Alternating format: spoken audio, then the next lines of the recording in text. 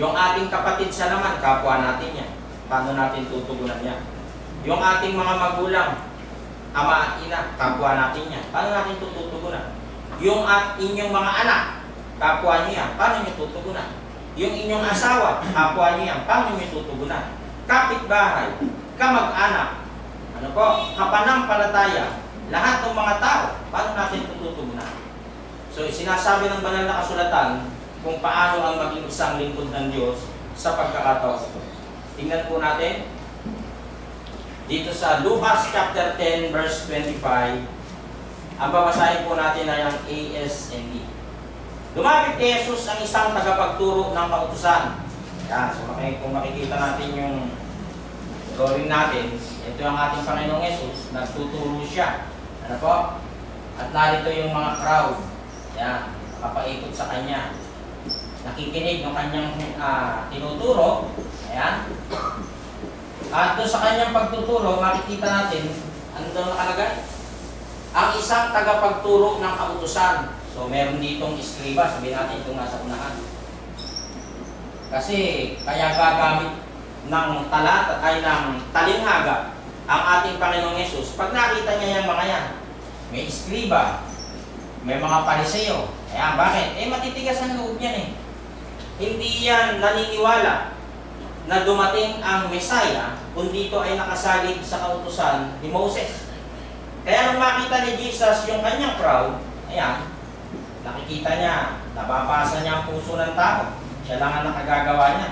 Hindi po ba? Naku, marami rito ang mga iskriba at pariseo.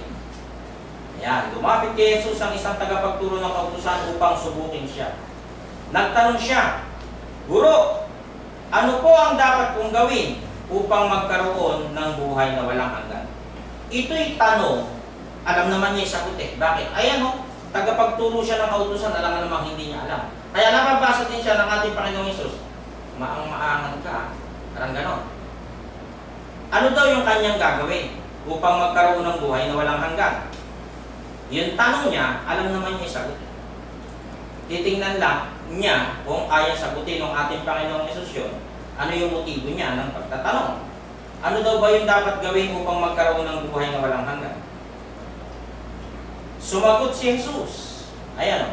Ano ang nakasulat sa kautusan? Ano ang nababasa mo roon? Pwede alam nung nagtatanong. No? Alam nung nagtatanong. Baka makalusute ka. Ganon.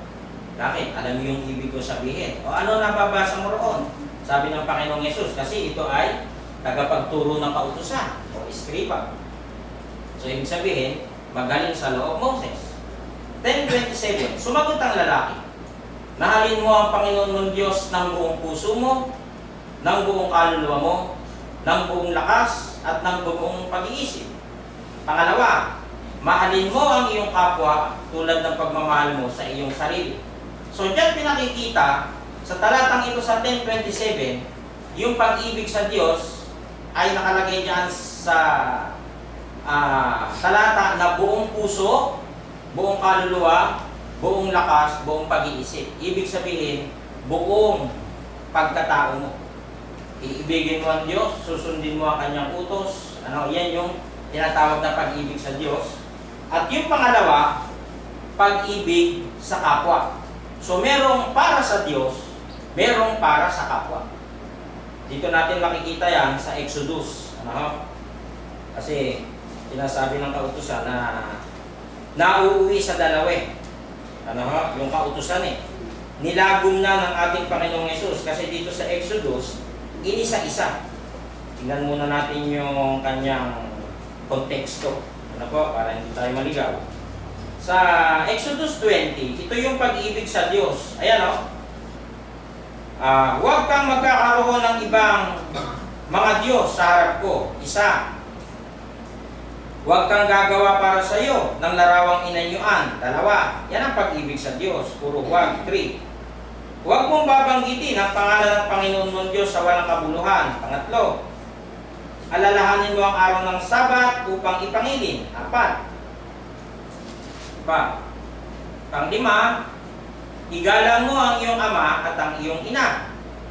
Pang-6. Huwag kang papatay. Pang-7, huwag kang mangangalunya. Pang-8, huwag kang magnanakaw. Pang-9, huwag kang magbibintang sa iyong kapwa. Pang-10, huwag mong iimbutin ang bahay ng iyong kapwa. Ano pa? Huwag mong iimbutin ang asawa ng iyong kapwa. Ni ang kanyang aliping lalaki o babae, ni ang kanyang baka, ni ang kanyang asno, ni ang anumang bagay ng inyong kapwa. Ibig sabihin doon sa pang-10, lahat ng pag-aari ng iyong kapwa, kahit yan ay cotton buds, huwag mong papakit, huwag mong pagnanasa. Ini-itemize. So doon sa 4, na huwag kang magkakaroon ng ibang Diyos, huwag kang gagawa para sa ng larawang inanyuan, huwag mong babanggitin ang pangalan ng Panginoon mong Diyos. Yan, doon sa binabanggit na yun na 4, at alalahanin mo ang araw ng Sabat. Yung 4 na yun, yun yung pag-ibig sa Diyos. Yung sa kapwa naman, nag-umpisa doon sa 5 utos, huwag igalang mo yung ama at ina. Binanggit na natin kanina, yung inyong ama at ina, kapatid, kapwa niya. Ano pa, huwag kang papatay, huwag kang mangangalunya, huwag kang magnanakaw, huwag kang magbibintang sa iyong kapwa, huwag mong imbutin ng bahay. Yun, yung sabihin, huwag mong pagnanasaan yung asawa, yung pag-aari. Yun yung 6, yun yung pag-ibig sa kapwa. Mahalin mo ang iyong kapwa tulad ng pagmamahal mo sa iyong sarili. Yun yung pagtupad sa kautusan ng Diyos. Pag-ibig sa Diyos at pag-ibig sa kapwa. O pwede ba umibig na lang sa Diyos, tapos hindi ko na ibigin yung kapwa ko? Pwede ba yun? Ay, hindi. May talata. Ano ang sinasabi ng kautusan tungkol dyan? Unang Juan chapter 4, verse 20. Kung sinasabi ng sino man, ako'y umiibig sa Diyos at napupuot sa kanyang kapatid, ay sinungaling. Sapagkat ang hindi umiibig sa kanyang kapatid na kanyang nakikita, ay paanong makaiibig siya sa Diyos na hindi niya nakikita. Hindi pala pwede yun.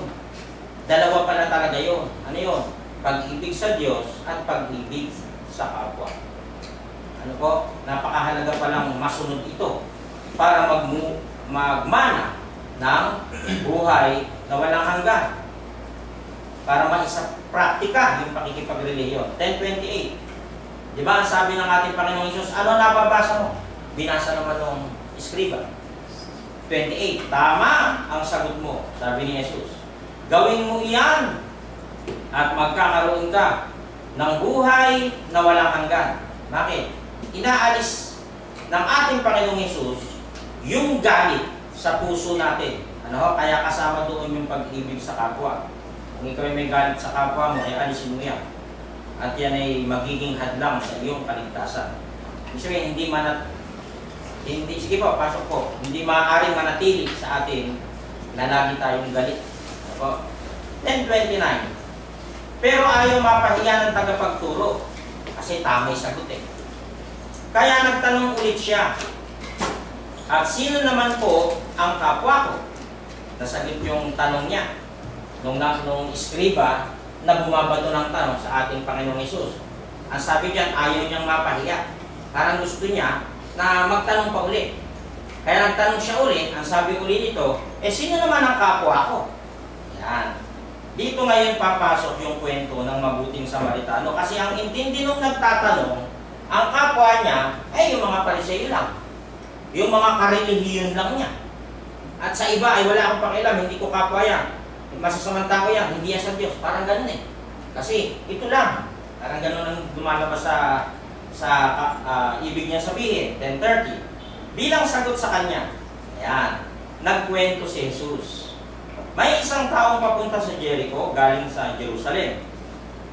Habang naglalakad siya, hinarang siya ng mga tulisan. Kinuha nila ang mga dala niya, kakina ang suot niya. Binugbog nila siya at iniwang halos patay na sa tabi ng daan. In reply, Jesus said, a man was going down from Jerusalem to Jericho, and he fell into the hands of robbers.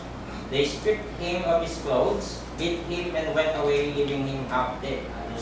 Mamatay-matay na, siguro sinuntok, marami yan eh.